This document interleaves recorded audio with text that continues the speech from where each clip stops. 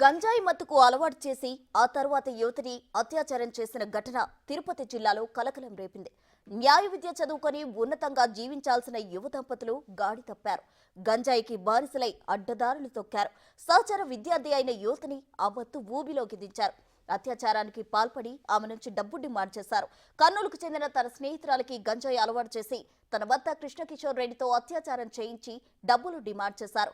తరచూ వారి ఇంటికి వచ్చే యువతికి బిర్యానీలో గంజాయి కలిపి పెట్టి మత్తులో ఉండగా ఈ అగాత్యానికి పాల్పడింది ఆ జంట.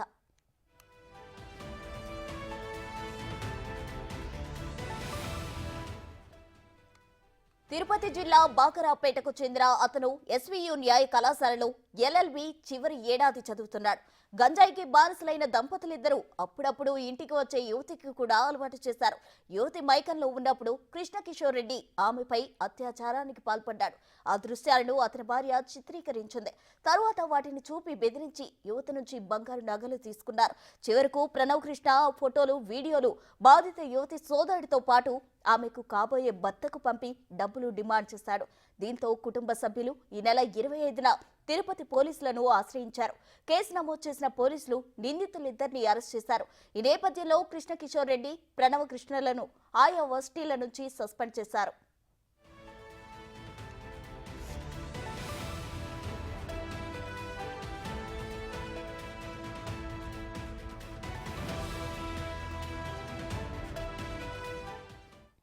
కృష్ణకిషోర్ రెడ్డికి చంద్రగిరిలో గంజాయి బ్యాచ్ తో సంబంధాలు ఉన్నట్లు గుర్తించారు పోలీసులు. బెంగళూరులో ఉన్నప్పుడు ఈ దంపతులు డ్రగ్స్ అలవాటు పడినట్లు తేలింది. ఇక భార్య భర్త ఇద్దరు గతంలో కూడా ఓ యువతిని మోసం చేసినట్లు తేల్చారు పోలీసులు.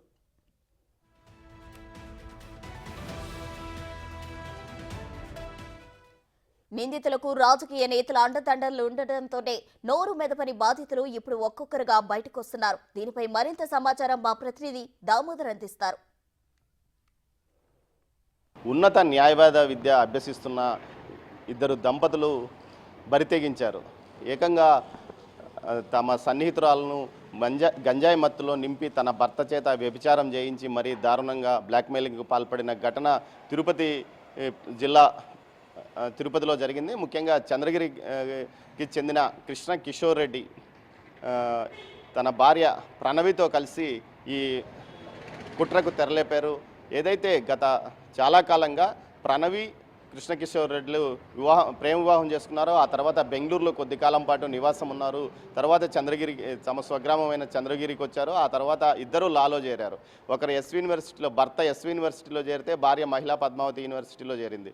మొత్తం మీద వీరు విద్యను అభ్యసిస్తున్న కాలంలో తమ సన్నిహితులకు కర్నూలు జిల్లాకు చెందిన ఓ అమ్మాయిని ఎరవేసి స్నేహం నటించి ఆ అమ్మాయిని ఇంటికి పిలిపించి తరచుగా ఆ అమ్మాయిని గంజాయి మత్తుకు అలవాటు చేశారు. ఆ తర్వాత ఆ అమ్మాయి మత్తులో ఉన్న సమయంలో తన భర్త కిషోర్ రెడ్డి చేత అత్యాచారం చేయించి వాటిని ఫోటోలు, వీడియోలు తీయించి ఏకంగా బ్లాక్మెయిల్ చేస్తూ ఆ అమ్మాయితో ఇప్పటి వరకు 5 లక్షల వరకు రాబట్టారు. చివరికి ఆ అమ్మాయి భరించలేక నిన్న 2 రోజుల క్రితం ఎమ్మార్పల్లి పోలీసులకు ఫిర్యాదు చేయడంతో పోలీసుల దర్యాప్తులో ఈ దంపతుల యొక్క అరాచకం బయటపడింది. ప్రస్తుతం వారిద్దరూ రిమాండ్లో ఉన్న పరిస్థితి. ముఖ్యంగా తిరుపతి ఆధ్యాత్మిక నగరం తిరుపతిలో గంజాయి మత్తులో తూగుతుంది. ఎక్కడికక్కడ గంజాయి దొరుకుతున్న పరిస్థితుల్లో ఇలాంటి చర్యలకు పాల్పడుతున్నారు. 2 రోజుల క్రితం ఏదైతే ఓ వృద్ధురాలని దారుణంగా హత్య చేసిన యువకుడు కూడా గంజాయి బానిసే. తాజాగా ఇద్దరు దంపతులు కూడా గంజాయితో పట్టుబడ్డం విశేషం. మొత్తం మీద ఈ ఘటన గురించి మనతో మాట్లాడడానికి సిపిఎం మహిళా నాయకురాలు సాయిలక్ష్మి గారు ఉన్నారు. ఐద్వా మహిళా సంఘం నాయకురాలు. ఆమెను అడిగి మరిన్ని విషయాలు తెలుసుకుని చెప్పండి అమ్మా, ఈ విధంగా న్యాయవాదులు వృత్తిలో ఉన్నవారు ఈ విధంగా బరితెగించడం ఎలాంటి సంకేతాలు చూపిస్తుంది? ఈరోజు జరిగినటువంటి ఘటన చూస్తే సభ్య సమాజం తలదించుకునేటువంటి పరిస్థితి. ఉన్నత చదువులు చదువుకున్నటువంటి వారు, ఉన్నతంగా ఆలోచించాల్సినటువంటి వారు, ఈ సమాజానికి ఉపయోగపడాల్సినటువంటి వారు ఈ విధంగా వ్యవహరించడం అనేది సరైనటువంటిది కాదు. మేము గతం నుంచి కూడా తిరుపతి ఆధ్యాత్మిక కేంద్రము ఎంతోమంది వస్తుంటారు కాబట్టి మద్యరహిత కేంద్రంగా తిరుపతిని చేయాలని డిమాండ్ చేస్తున్నాం. ఎన్నో సంవత్సరాల నుంచి ఇది డిమాండ్గానే ఉండిపోతున్నటువంటి పరిస్థితి.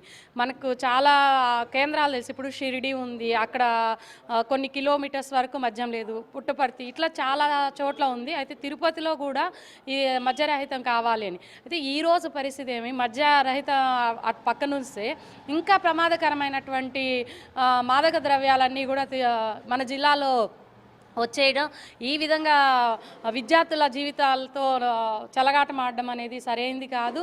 గతంలో చూసుకుంటే చంద్రగిరి హై స్కూల్లో డ్రగ్స్ దొరికాయి.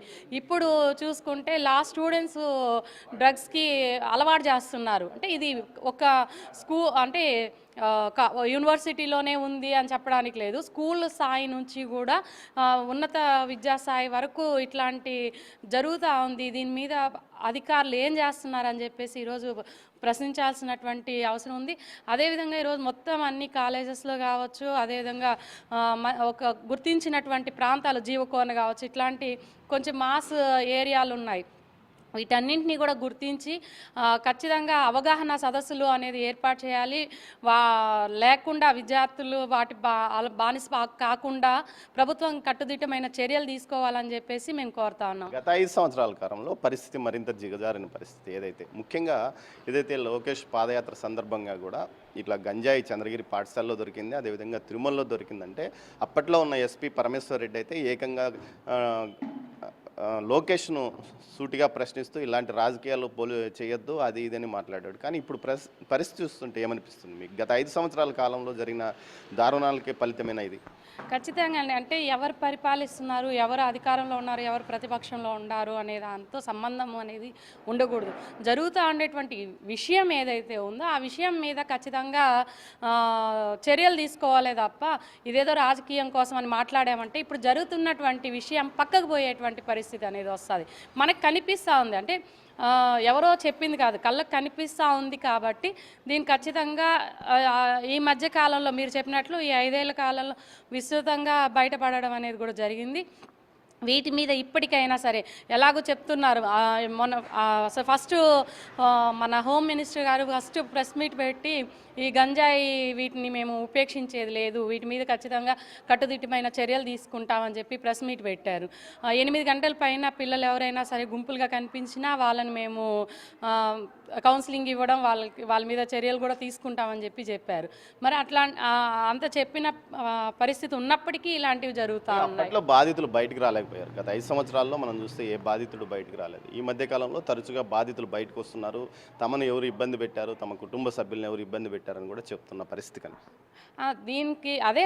దీని అంతటికీ ఏమంటే మనం ఏం మాట్లాడుకున్నా 5 ఏళ్ళు ఇప్పుడు అని కాకుండా ఖచ్చితంగా ఇప్పుడు ఏదైతే ఈ డ్రగ్స్ ఉందో దీని మీద చర్యలు తీసుకోవాలని చెప్పేసి మేము కోరుతా ఉన్నాం. మేము మహిళా సంఘంగా అట్లనే విద్యార్థి సంఘాలు ఇట్లా ప్రజా సంఘాలని కలుపుకొని ఈ నెలలో మేము కార్యాచరణ కూడా రూపొందించుకుంటాం. ఆగస్టులో అన్ని కాలేజీల్లో కూడా ఈ డ్రగ్స్కి వ్యతిరేకంగా పిల్లల్లో అవేర్నెస్ తీసుకొచ్చేదానికి మేము ఏర్పాటు చేసుకుంటామని చెప్పి తెలియజేస్తున్నాం. మొత్తం మీద చూస్తే తిరుపతి నగరంలో గల్లీలో కూడా గంజాయి విచ్చలవిడిగా దొరికే పరిస్థితి. ఒకటి ట్రాన్స్పోర్ట్ సౌకర్యం ఎక్కువగా ఉండడం, ప్రతిరోజు 75,000 నుంచి 1,00,000 మంది పైగా బయట నుంచి వ్యక్తులు రావడంతో అందరినీ తనిఖీ చేయడానికి పోలీసులకు తగినంత సిబ్బంది లేకపోవడంతో పాటు విస్తృతంగా తనిఖీలు నిర్వహించకపోవడం, గతంలో ఏదైతే గత 5 సంవత్సరాల కాలంలో జరిగిన దందాలో కొంతమందిని పోలీసులు దగ్గరకు కూడా వెళ్ళలేకపోయిన పరిస్థితి ఏర్పడింది.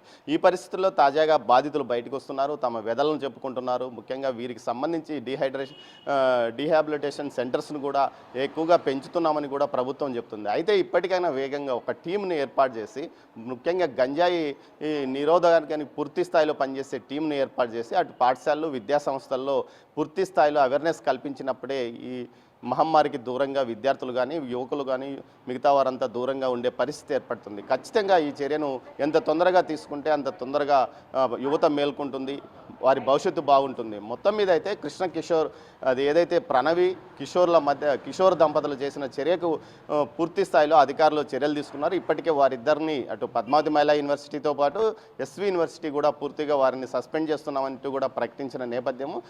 మొత్తం మీద ఈ ఘటనకు సంబంధించి పూర్తి స్థాయిలో విచారణ కొనసాగిస్తున్నాము. వీరికి గంజాయి ఎక్కడి నుంచి లభ్యమైంది, చంద్రగిరి ప్రాంతంలో నుంచి తెచ్చుకుంటున్నాడా, లేకపోతే ఇక్కడ తిరుపతిలోనే దొరుకుతుందా, లేకపోతే బయట నుంచి ఈ దంపతులే ఏజెంట్లుగా పనిచేస్తూ గంజాయి అమ్ముతున్నారా అన్న కోణంలో కూడా పోలీసులు దర్యాప్తు కొనసాగుతుంది. ఇది ఇక్కడ తాజా పరిస్థితి. Over to studio.